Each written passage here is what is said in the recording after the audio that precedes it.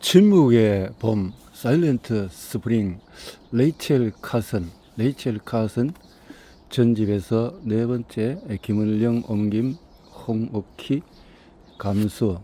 레이첼 카슨은 환경의 중요성을 일깨워준 레이첼 카슨은 타임지가 선정한 20세기를 변화시킨 백인 가운데 한 사람이다. 1907년 펜실베니아 저 스프링 데일에서 태어났으며 작가가 되고 싶어 했다. 하지만은 펜실베니아 여자대학교에서 공부하던 중에서 전공을 문학에서 생물학을 바꿨는데 1929년 졸업할 당시에 이 학교에서 과학 전공으로 학위를 받은 보기 드문 여학생이었다. 존스 홉킨스 대학교에서 해양생물학 석사 학위를 받았으며 메릴랜드 대학에서 학생을 가르치면서 볼티모어 선의 자연사에 관한 기사를 발표하기도 했다. 1936년부터 미국 어류 야생동물국에서 해양생물학자로 일하다가 1952년 글쓰기에 전념하기 위해서 그만두었다. 시적인 산문과 정확한 과학 지식을 독특하게 결합한 글을 쓰는 카슨은 1951년 우리를 둘러싼 바다를 발표하면서 세계적으로 문학적인 성과를 인정받았다. 내셔널 부 어워드 논픽션 부분을 수상했고 존 브로스 메달, 뉴욕 동물학회 골드 메달, 오디본 메달 등을 받았다. 영국 왕립문학회와 또 미국 예술문학 아카데미 회원으로 선출되었다. 1941년에 첫 책 바닷바람을 맞으며를 비롯해서 1955년에는 이른바 바다 3부작의 완결판이라 할 수 있는 바다의 가장자리를 펴냈다. 애틀랜틱 또 뉴요커, 리더스 다이제스트 등등 잡지에서 글을 발표했고 생태주의자로 카슨은 1964년 4월 14일 56세의 유방암으로 세상을 떠났다. 20세기에 가장 큰 영향력을 미친 책으로 일컫는 침묵의 봄은 무분별한 살충제 사용으로 파괴 되는 야생 생물계의 모습을 적나라하게 공개했다. 언론의 비난과 이 책의 출마를 막으려는 화학업계의 거센 방해에도 카슨은 환경 문제에 대한 새로운 대중적인 인식을 이끌어내며 정부의 정책 변화와 현대적인 환경운동을 촉발했다. 1963년에 케네디 대통령은 환경 문제를 다룰 자문위원회를 구성했고 1969년에 미국 의회는 국가환경정책법을 통과시켰으며 국립암연구소는 DDT의 암 유발 징조를 제시함으로써 각 주들의 DDT 사용 금지를 이끌어냈다. 그리고 침묵의 봄을 읽은 한 상원 의원은 케네디 대통령에게 자연보호 전국 순례를 건의했으며 이를 계기로 지구의 날이 4월 22일로 제정이 되었다.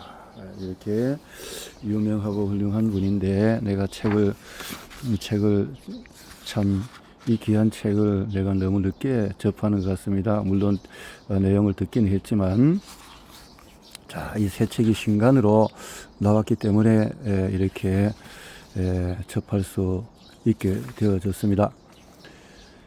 인간은 미래를 얘기하고 호수에 풀들이 시들어가고 이런 등등의 추천 글들 감사의 글 해서 내일을 위한 또 미래의 이런 내용으로 쭉 한번 정리해서 살펴보도록 합니다. 서문에서 샌드라 스타인 그레버 생물학자인 레이첼 카슨이 1960년 침묵의 봄을 출간했을 때 나는 3살이었다. 저희 모든 어른이 지니고 다니던 초록색 책 나에게 침묵의 봄은 그렇게 기억이 된다. 고등학교 교사이던 아버지는 비즈니스 수업의 강의 교재로 침묵의 봄을 사용했는데 매일 오후에 돌아오면 서류 가방을 열고 이 책을 꺼내서 탁자에 올려놓곤 했다. 초록색 표지의 구불구불한 글자들 침묵의 봄 때문에 아버지는 퇴비더미를 만들게 되었다. 흥미롭게도 구멍 뚫린 상자가 우편 주문으로 집에 배달되기 시작했다. 그래가 샌드라 스테인그라브 생물학 박사는 또 생물학 박사로서 전문 지식을 갖고 제2의 레이첼 카슨이라고 평가를 받는 분이다라는 거네요. 샌드라 스타인 그리고 그 안에는 뒤뜰에서 해충을 사냥하는 포식자 역할을 맡아줄 무당벌레와 사마귀가 들어있었다. 아버지는 잡초 방지를 위한 멀칭을 했다. 얼마 지나서 언니와 나는 집으로 향하는 찻길 끝에서 먹고 남은 토마토를 팔았다. 영희는 토마토를 말이다. 좁게 보면은 침묵에 보면 19가지 살충제의 독성학적인 특성에 관한 책이다. 19가지 살충제, 그 중에서 알드린, 디엘드린, 엔드린, DDT, 린데인, 클로르데인, 헵타클로르 같은 물질이 있다.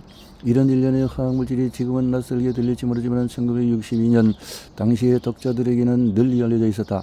카스는 이 책 세 번째 장에서 너무나도 광범위하게 사용되어서인지 사람들은 DDT를 별 해가 없는 물질로 여긴다라고 썼다.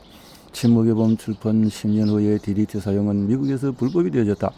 이 장에 등장하는 6개의 살충제가 자료를 하나씩 같은 운명을 맞이했고 대부분이 사용 제약을 크게 받았다. 널리 지속적으로 사용한 독성 한 7가지 유기염소 화학물질까지 금지했다면 침묵의 봄은 그 이전이나 이후에 다른 어떤 환경책보다도 더 실질적인 계획을 완성할 수 있었을 것이다. 그럼에도 이 책은 훨씬 더 많은 부분에서 정당한 인정을 받았다. 살충제가 공중보건과 환경에 미치는 위험에 관한 온갖 증거를 쓰지만 또 최초의 책인 침묵의 봄은 솜씨 좋고 설득력 있는 글로 주제 그 자체를 뛰어넘어 대중의 관심을 불러일으켰다. 인간과 생태계가 연결되어 있음을 강조하고 모든 정리의 생태학적인 파괴에 대한 대중의 격렬한 반응을 이끌어내는 일, 침묵의 봄은 현대 미국의 환경주의의 가장 든든한 토대가 되었다. 과학을 통해서 더 나은 삶을 사는 시대에 이 책은 환경 문제를 정치적인 인간 육체를 지배하는 그런 것들에 대한 분야의 범주로 가져왔고 침묵의 봄은 1970년 살충제를 규제하고 식품 안전을 꾀하는 환경보호국 설립을 이끌어낸 책이기도 하다. 청정대기법, 야생지역보호법, 국가환경정책법, 청정수법, 멸종위기종보호법 등 1970년대, 60년대를 거쳐서 미국의 주요 환경 관련 법안에도 영향을 미쳤다. 책에서 소개한 다양한 화학물질의 문제를 뛰어넘어 침묵의 봄은 자연을 증복하고 지배하려는 시도가 어리석은 지심을 밝혀냈다. 카스는 인간의 행동이 환경에 큰 영향을 미친다고 주장한다. 그리고 그 환경이 다시 우리에게 영향을 끼친다고 말한다. 화학 독극물을 공중에서 살포해 곤충을 박멸하려는 계획처럼 생물망에 대항해 벌이는 전쟁은 조만간 우리 몸속의 세포를 싸움의 무대로 변모시킬 것이다. 카슨이 1963년 상원 소위원회에서 증언한 것처럼 우리의 부주의하고 파괴적인 행동은 지구의 강대한 선언에 영향을 주고 시간이 지나면 다시 우리 자신에게 위해를 가한다. 침묵의 봄으로 저자는 의회 청문회에 나갔을 뿐 아니라 대통령의 과학 담당 고문을 만나기도 했고 장르와 분야의 경계를 초월해서 과학계와 문학계 모두로부터 명예훈장을 받았다. 1992년 전직 대통령, 대법원 판사, 상원 의원을 포함해서 22명의 저명한 미국인으로 구성된 심사위원단은 침묵의 봄을 지난 50년 동안의 가장 영향력 있는 책으로 선정했다. 자주 비교되는 해리엇 비처 스토의 톰 아저씨의 오두막처럼 침묵의 봄은 역사의 진로를 바꾼 책이다. 제2차 세계대전 참전 용사이자 평생 공화 당원이었으며 변치 않는 습관을 가진 나의 아버지로 하여금 살충제 스프레이를 내려놓고 무당벌레를 주문하게 만든 책. 카슨이 만들어 놓은 길을 따라가고 있는 생물학자인 작가인 내게 침묵의 봄은 이 한 가지 사실로 특별히 기억되는 책이기도 하다. 레이첼 카슨에 대한 침묵에 대한 것을 저자 레이첼 카슨이 이를 토대로 해서 제2의 레이첼 카슨이라고 하는 분이 이렇게 정리를 한 것으로 이렇게 이야기가 되고 있네요. 카슨은 자신의 주장을 뒷받침하기 위해서 특정 학설지나 특정 분야에서만 증거를 수집한 것은 아니다. 양리학에서 야생 생태학에 이르기까지 다양한 분야에 걸쳐 수백 건의 과학적인 연구를 인용한다. 그랬네요. 이렇게 해서 카슨은 자신의 임무가 재판에 나서는 변호사의 일과 같다고 느꼈다. 1962년 9월 절간된 침묵의 봄은 절반기의 센세이션을 일으켰다 했고, 과학적인 정확성은 침묵의 봄의 가장 중요한 핵심이다. 그 과학적인 정확성이 있는 이렇게 정리가 되어진 것이다 했고, 1959년에 동료에게 보낸 편지에서 시토크롬 산화 요소를 방해하는 모든 살충 화학물을 찌의 일람표를 만들고 이제 마음이 환해지는 느낌입니다. 이런 연관성에 관심을 갖고 탐구한 전리를 보지 못했으니까요. 호흡에서 인산화 과정을 분리하면 같은 결과가 나옵니다. 여기서 인산화를 방해하는 화학 물질 목록이 인상적이었습니다. 펜타클로로페놀에 대한 이 와인바크의 연구는 당신이 내게 알려준 미국 화학학회의 최근 회의에서 발표된 논문과 연관이 있는 것 같습니다. 내가 보기에는 이 모든 게 딱 들어맞습니다. 침묵의 봄에서 카슨이 살충제 노출과 암 발생의 위험을 연결하며 그 증거를 제시하는 방식을 보자.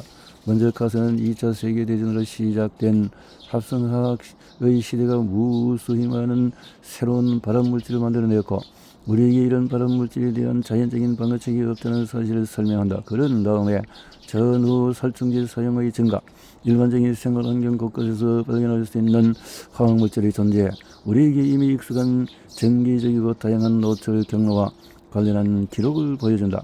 그리고 일반인 사이에서 늘어나고 있는 암 발생률을 추적하고 살충제에 노출된 하위 집단 내에서 문제를 일으키는 암 발병 사례를 제시한다.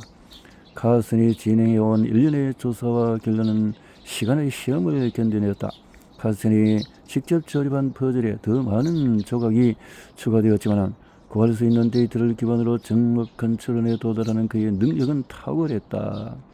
침묵의 봄에서 확인할 수 있는 카슨의 과학기능 업적을 조금 더 자세히 설명해보자. 당시에는 국가 기반 암 등록 자료는 물론 돌연변이나 다른 유전적인 손상이 없는 상황에서 독성 화학물질이 DNA 활동에 문제를 일으키는 방식을 설명해주는 두 가지 이론인 내분비 교란 물질에 대해서 96년경 그대 후생 유전적인 모델 2008년경이 아직 등장하기 전이었다. 그런데도 카슨은 살충제 노출과 암 발생 위험 사이의 연관을 전문 문서로 입증할 수 있었다. 그가 이 책의 초고를 쓰던 때는 유독물질 노출 시기가 중요하고 특히 임신기, 유아기, 아동기 노출이 가장 문제가 된다는 독성학의 통찰이 아직 받아들여지지 않았다. 카슨은 지리정보 시스템과 잠재적인 암 클러스터의 흥미로운 그림을 만들어내는 컴퓨터 매핑 프로그램, 통계 분석을 위한 시공간 패턴도 사용할 수가 없었지만은 조심스럽고 힘든 조사를 통해서 자신이 암 확산의 초기 징후를 목도하고 있다고 확신했다. 특히 어린 시절의 화학물질 노출과 소아암의 명백한 증가를 걱정했다. 그리고 결국 그가 옳았다. 이렇게 되어졌네요. 카슨에 대해서 그가 옳았다.